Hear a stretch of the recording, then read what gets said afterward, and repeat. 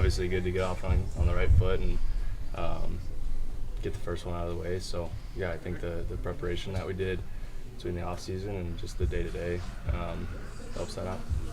And working with Brant Brown, what is the mindset that he wants to install?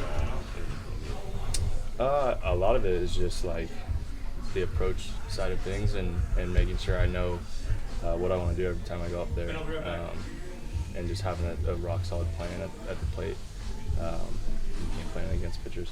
Nolan always talked about the lineup being relentless and nobody giving the pitcher a breather. Can you talk about just the way you guys are feeding off of each other in the lineup? Yeah, I think since Newbar's first hit to open the series, it was just kind of a snowball effect from there. And everything has been rolling for these last 3 games, which is fun to see. We're having a lot of fun in the dugout. We're having a lot of fun after games, before games. I mean, we're keeping it loose, and it's fun to see. It's fun to play. Well, and the lineup is constructed in a specific way. The high on base guys at the top of the order, the guys who can swing it in the middle, and then speed at the bottom. What does it do for you to know what your role is and your expectations, and also knowing that the other players and their roles are contributing as well? I honestly don't really think about the construction of the lineup, but to be honest, with that speed at the bottom and those guys being able to turn the lineup over to the guys that are getting on base, it's kind of a recipe for success. And then obviously having guys that get on base to start the game is really good, and guys that can drive them in, get things rolling and early on in the game helps a lot of momentum.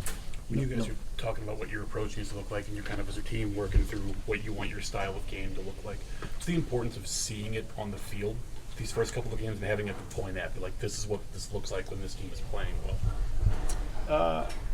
I mean, everything is so individual, but yeah, I think just the